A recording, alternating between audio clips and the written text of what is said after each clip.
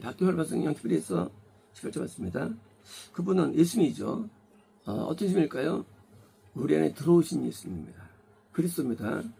많은 아들들을 당연히 아들이 복수기 때문에 예수님이 들어온 우리들이고 딸은 들어왔다 할지라도 이탈되고 지원을 딸입니다. 그러니까 이제 딸의 개념은 상속 못 받는 자예요. 그래서 자녀지만 한때 우리에게 들어왔다 할지라도 이제 인간의 배로 말미암아 저 떨어지는 자가 딸이고, 반대로 아들이라는 것은 상속자이기 때문에 들어오셔가지고 드디어 왜요? 상속자들 말입니다. 많은 아들들을 영광으로 끌어있으며 영광으로 이미 우리가 예수님이 우리에게 들어올 때부터 우리는 영광스럽거든요. 우리는요 영광의 본체는 예수님 때문에. 그런데 끌고 가다 뭡니까? 그러니까 뭡니까? 같은 얘기는 왜요? 천국을 의미합니다. 이제 예수님이 우리에게 들어오셔서 목적을 이루는 천 영광을 위해서 끌고 가셨으며, 영적인 시련들을 통하여 누구 시련일까요? 물론 우리도 예수님 때문에 받는 시험이 있죠. 마귀의 공격이 있고 예수님 때문에 핍박도 있고요. 하지만 이 천국 입장에서 우리가 당하는 그런 내용들은 본질이 아니고 비본질입니다. 본질은 예수님께서 당하는 시련들이에요. 영적인 시련들. 뭡니까? 당연히 대적의 고통들입니다. 내 안에 계시면서 나라는 악취와 더러움과 죄악을 참으시는 인내와 그 죄를 지을 때마다 예수님께 창을 찌르고 못을 받고, 그리고 이 가시관을 씌우고 때리고 구타하고 채찍에 때리는 그런 내가 입장에서 가해자가 돼가지고 오는 그 가해를 경험하는, 그죠? 인간이 한번 배 먹어 살아보십시오. 배 끔찍하죠. 인간이 한번 이런 개랑 살아보십시오. 끔찍합니다. 인간이 호랑이를 살아봐서 끔찍하죠. 그런 우리는 짐승 같은 존재들입니다. 우리가. 그래서 짐승으로 비유되죠. 우리 영적으로. 우리가 한번 이 수많은 모기떼랑 살아보십시오. 우리가 한번 파리떼랑 살아보십시오. 우리가 인간이 고통이 이럴 수가 없죠. 우리는 벌레로 비유됩니다. 이런 벌레로 우리가. 왜?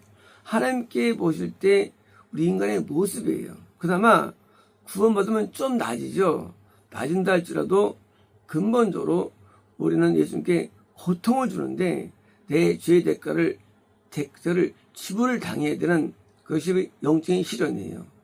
내 죄의 대가를 지불당하는 시련들. 그러니까 이제 우리가 남녀와 살 때 서로가 다르더라죠. 그래서 좀 고통스러워 아파하죠. 왜? 다름을 통해 고통을 느끼는 거죠.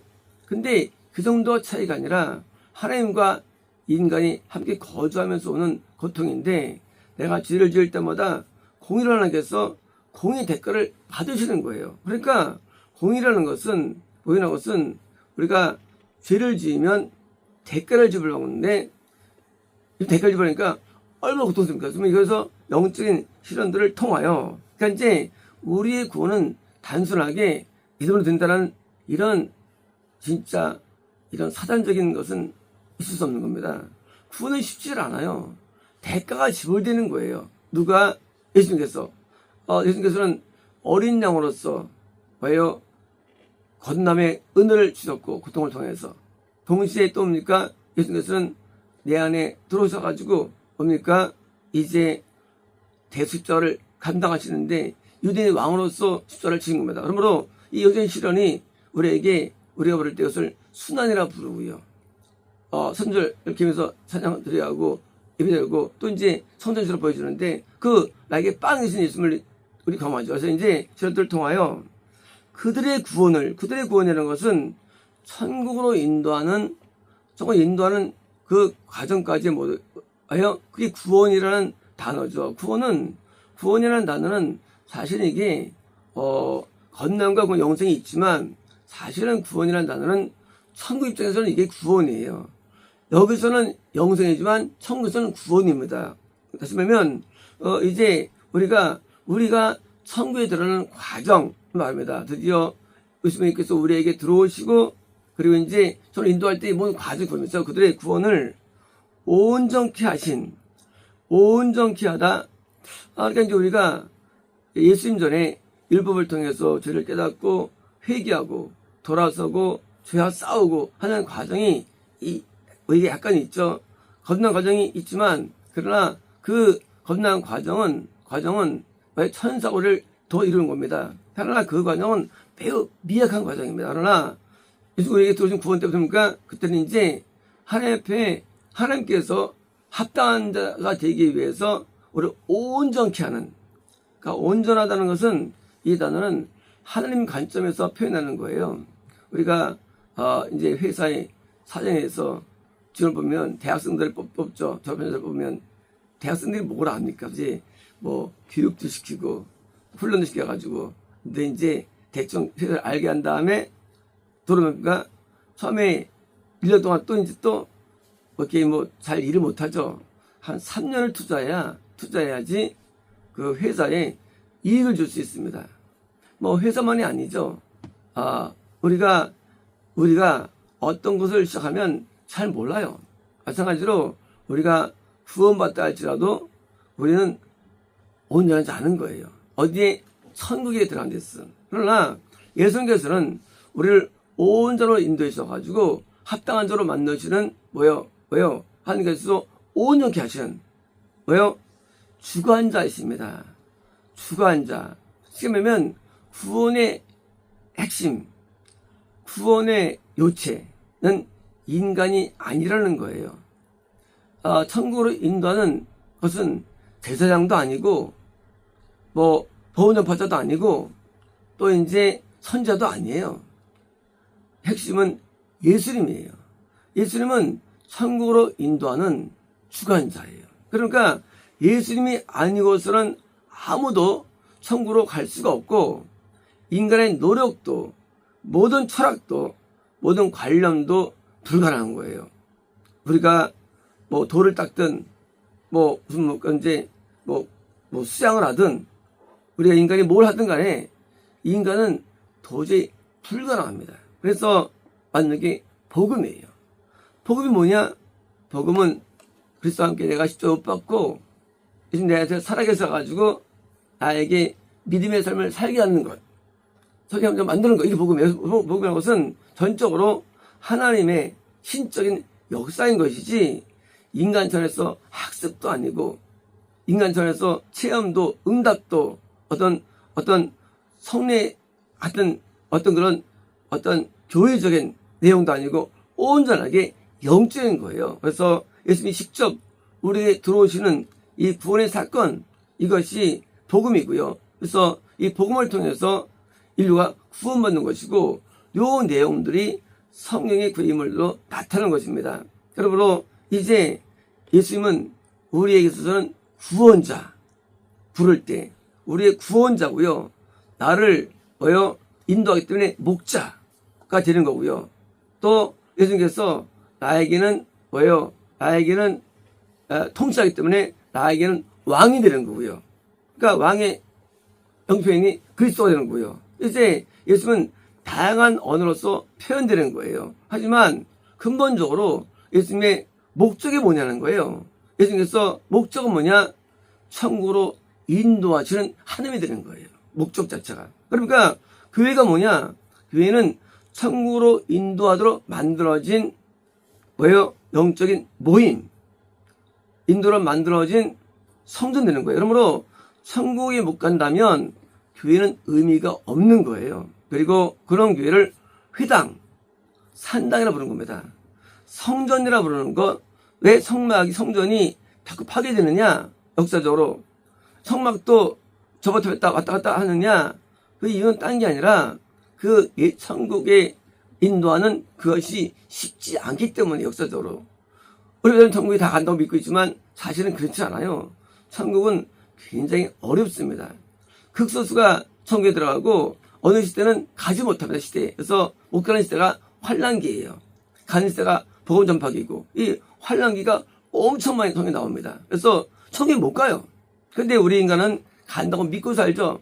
천국으로 인도하는 예수님이 주관자가 되시는 이 시대, 이게 복음 전파기인데 주관자 되셔가지고 이걸 이루는데 왜 하실까요, 이제 드디어?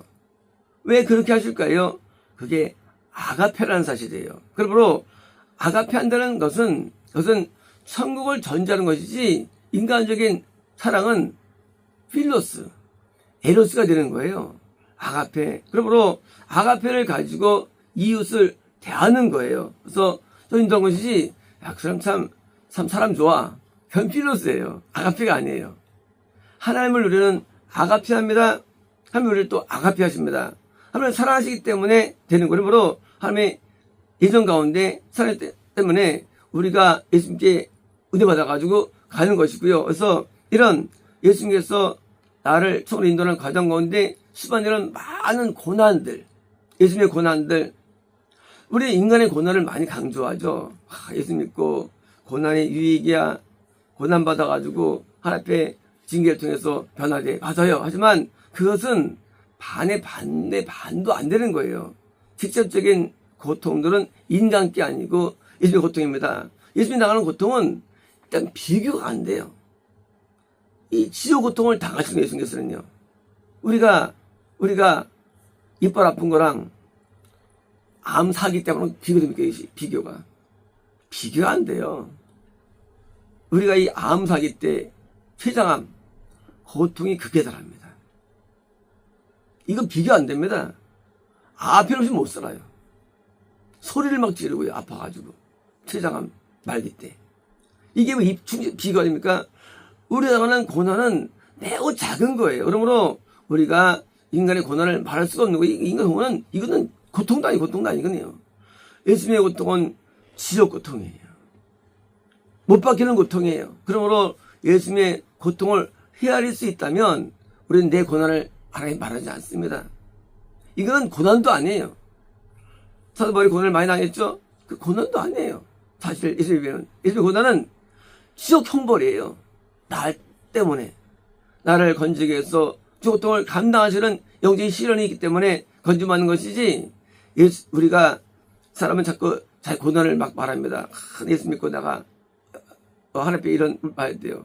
이거는 억분의 일도 안 됩니다. 그러므로 우리는 예수님의 순환을, 고통을, 고난을, 그래서 예수께서도 사복음서에 내가 이제 장로들에게 고난받고 이제 십자가를 질 거야. 이런 말씀이 많이 나오죠. 내가 이제 고난을 많이 말씀하십니다. 물론 그 고난은 소립된 고난을 말하지만 그것은 그만이 아니에요.